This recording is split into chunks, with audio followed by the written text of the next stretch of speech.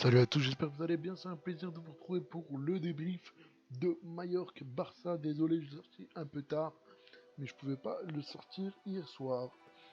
Donc on va bien sûr voir un petit peu les buts, comment s'est comporté le Barça, comment s'est comporté Mallorca. Je vous ferai un petit récap des buteurs, des temps des buteurs, des remplacements qui ont été nombreux côté Barcelone.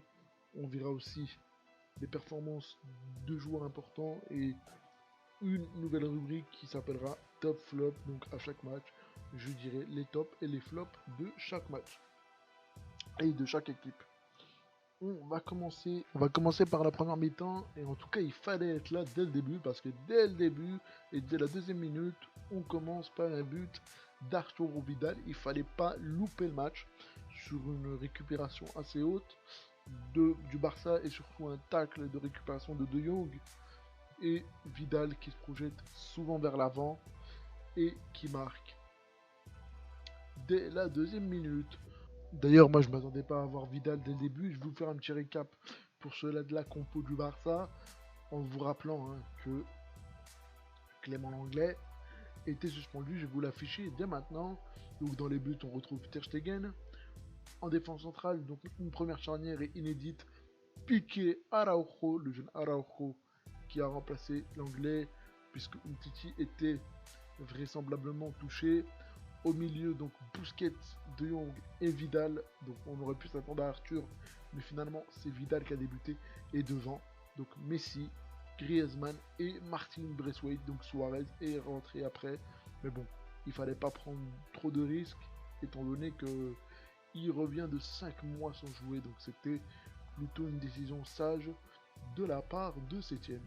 Donc, comme je vous disais, il fallait être là dès le début, puisque Vidal a marqué à la deuxième minute. C'est là où on a senti un Barça très pressant au niveau du pressing. Euh, on récupère le ballon rapidement. Euh, c'est les prémices du jeu du Barça. Ensuite, goal de Martin Braithwaite à la 36e minute. Et son premier but avec le Barça sur une récupération haute. Une, une passe de la tête de Griezmann à Messi. Une passe de Griezmann à Braithwaite de la tête. Braithwaite qui s'est placé en renard des surfaces et qui a donc marqué. Et d'ailleurs, on va parler du positionnement de Braithwaite qui était plutôt sur un positionnement donc sur le côté et qu'on a très peu vu au départ et qui a eu du mal à rentrer dans son match étant donné son positionnement, mais il a quand même été ultra intéressant. En tout cas, voilà, donc cette première mi-temps, elle était plutôt intéressante. Dans les 30 premières minutes, et après le Barça s'est un petit peu essoufflé avant de rentrer au vestiaire. J'allais oublier de vous parler de Kubo qui a mis le feu dans la défense barcelonaise en première mi-temps et qui a été le seul joueur de Mallorca qui a apporté un petit peu offensivement. Sinon, Mallorca c'était vraiment le calme plat. On va passer maintenant au débrief de la seconde mi-temps. Et la seconde mi-temps, par contre, le Barça a été moins conquérant, moins physique et ça s'est ressenti, moins de rythme du Barça et du coup ça a permis à Mallorca de plus rentrer dans sa mi-temps et on a senti qu'ils avaient pas mal d'occasions et je pense qu'il y a le changement de Rakitic à la 45e minute donc à la mi-temps qui est rentré et je pense que ça a beaucoup changé. Ensuite, changement à la 56e minute, la sortie de Griezmann pour le retour de Suarez. Griezmann, il a été plutôt mauvais. Je vais vous redire dans mes top flops après. Malheureusement, il sera dans mes flops, bien sûr.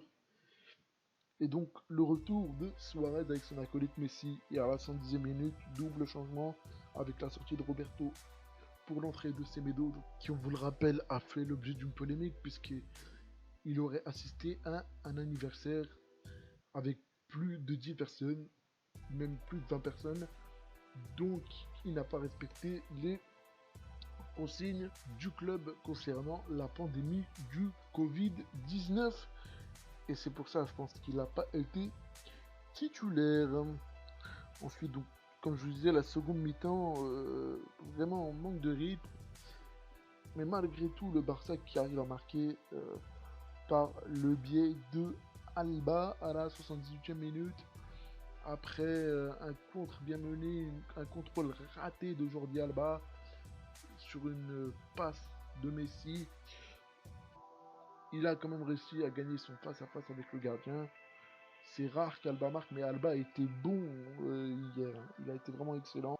Et à la 90e minute, pour boucler le tout, que serait un match du Barça sans un but de Léo Messi, qui a fait un match stratosphérique, donc avec un but, une passe.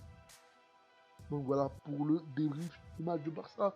En tout cas, moi j'ai trouvé que le Barça était plutôt sur un bon rythme physique. Je m'attendais plutôt à un Barça hors de forme. Mais c'était pas du tout le cas. Et ça, les joueurs l'avaient dit avant le match. Ils avaient dit on se sent plutôt en forme. Donc maintenant, on va passer à la dernière rubrique et une nouvelle rubrique qui apparaîtra quasiment sur tous les matchs que je débrieferai. C'est la rubrique top flop. Donc dans mes tops, je vais mettre Vidal qui a fait un excellent match qui est sorti à la mi-temps. Messi qui a fait un match stratosphérique encore une fois pour une reprise avec 2 passes, un but. Et notamment, je ne vous ai pas trop parlé, mais Araujo qui a fait un excellent match aussi, qui a été plutôt serein derrière. Malgré tout, le seul truc que j'aurais à lui reprocher à Araujo, c'était qu'il ne prenait pas de risque, il jouait pas vers l'avant, et il redonnait souvent la balle à Ter Stegen. C'était un petit peu le seul truc que j'aurais à reprocher à Araujo, mais bon, on peut pas lui en vouloir. Voilà, il joue son premier match, 2 championnats, un match de reprise en plus. Voilà, c'est les jeunes, c'est comme ça, ils veulent prendre très peu de risques, en plus c'est un défenseur central, donc il y a plus de risques à ce poste-là.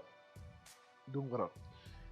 Et surtout, Martin Braithwaite, encore une fois, que j'ai trouvé plutôt bon.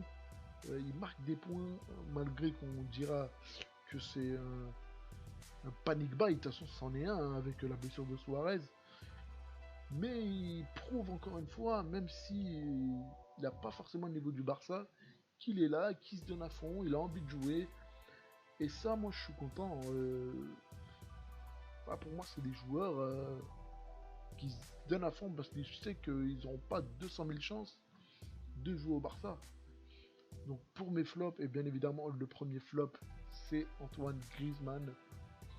Encore très très décevant. C'est quand même lassant.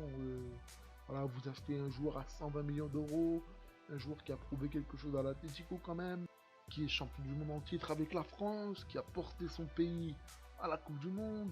Voilà, c'est pas un joueur de pacotille, et malgré ça, euh, il a quand même des difficultés à se mettre dans le jeu du Barça. Je sais pas, je comprends pas. Pour moi, Griezmann, c'est un joueur d'axe, hein, de toute manière, il n'y a pas de doute là-dessus. Mais il savait en venant à Barcelone qu'il n'aurait pas le poste axial. On sait tous que le poste axial, il est fait pour Messi, pour qu'il soit en électron libre. Ça, pour moi, c'est une erreur de casting du Barça et une erreur de la part de Griezmann, en fait. Pour moi, il a fait un mauvais choix. J'espère me tromper, j'espère qu'il va réussir, mais en tout cas, depuis qu'il est arrivé, c'est pas ça, quoi. Je sais pas, quand vous êtes un joueur qui a coûté 120 millions, comme je vous disais plus tôt, qui a prouvé dans son club et dans son pays en gagnant la Coupe du Monde, vous avez une certaine responsabilité. Mais c'est pas de sa faute non plus à Griezmann, c'est pas que lui. Il a sa part, oui, mais c'est aussi au club et c'est une erreur de casting.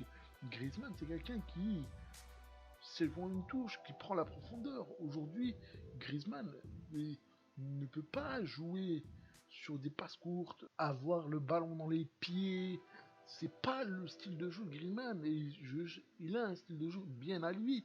Et c'est pour ça que ça fonctionnait à l'Atlético avec Cholo Simeone. Et voilà, bref, j'espère que Griezmann, en tout cas, il va s'acclimater.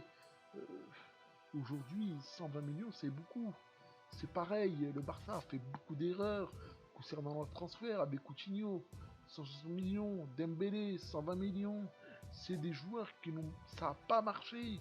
Ils ont été prêtés pour Coutinho et Dembélé qui est constamment blessé avec un salaire conséquent. Enfin, voilà, pour moi, il y a beaucoup de problèmes à Barcelone, trop d'erreurs de casting. C'est voilà, c'est compliqué. Et aussi un autre flop que j'ai pas dit, parce qu'on a resté un petit peu sur Griezmann, c'est Rakitic. Et dès qu'il est rentré, on l'a ressenti. Le Barça était moins dedans, c'était plus compliqué, le jeu était moins fluide. Voilà, c'est comme ça. En tout cas, moi je vous dis, voilà, j'ai bien apprécié le match. Il va me falloir d'autres matchs pour voir le réel niveau du Barça d'ici la fin de la saison. Je vous rappelle que le Barça n'a pas le droit à l'erreur. Je vous mets le classement dès maintenant. Le Real qui joue ce soir aura donc la pression dans la course au titre. En tout cas, moi je vous dis à la prochaine. On se retrouve très certainement pour le débrief de Real Madrid Eibar. Likez, partagez, abonnez-vous, suivez-nous sur nos réseaux sociaux. Je vous dis à la prochaine. Ciao, ciao.